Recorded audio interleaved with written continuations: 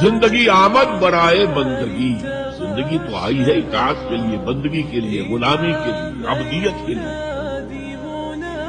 زندگی آمد برائے بندگی، زندگی بے بندگی شرمندگی۔ اگر اللہ کی بندگی ہی نہیں ہے تو سراسر شرمندگی ہے۔ تو اللہ تعالیٰ کی عبادت جس کے لیے ہمیں پیدا کیا گیا، اسی کی دعوت تمام رسولوں نے دی۔ اگر ہم اللہ کا ایک حکم مانیں گے، ایک نہیں مانیں گے، یہ جزوی اطاعت ہے، یہ اللہ کو قبول نہیں ہے۔ اللہ کی طرف سے تو یوں سمجھیے کہ پیکج ڈیل ہے، ٹیک اٹ اور لیو اٹ، دینا ہے تو پورا لو ورنہ دفع ہو۔ اللہ کو تمہاری ضرورت نہیں ہے، تمہیں اللہ کی ضرورت ہے۔ یا ایھا الذین آمنوا ادخلوا فی السلم کافۃ، اے ایمان والو اسلام میں داخل ہونا تو پورے کے پورے، ادھورے نہیں۔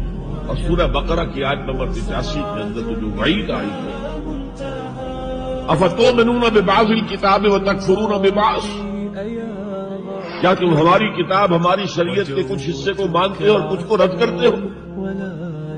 فما جزاء من یفعل ذلک منکم، تو جو کوئی بھی تم میں سے یہ روش اختیار کریں گے ان کی کوئی سزا اس کے سوا نہیں ہے، کان کھول کر سنیے، ان کی کوئی سزا اس کے سوا نہیں ہے کہ دنیا میں ذلیل و خوار کر دیے جائیں اور قیامت کے دن یردون الی اشد العذاب، شدید ترین عذاب میں جھونک دیے جائیں۔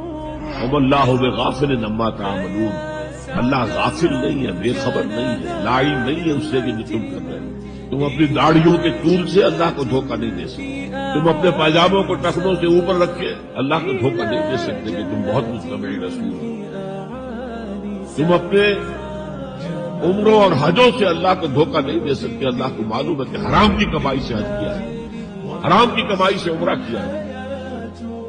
تو یہ جو جزوی اطاعت ہے کوئی اطاعت نہیں، اللہ کو قبول نہیں۔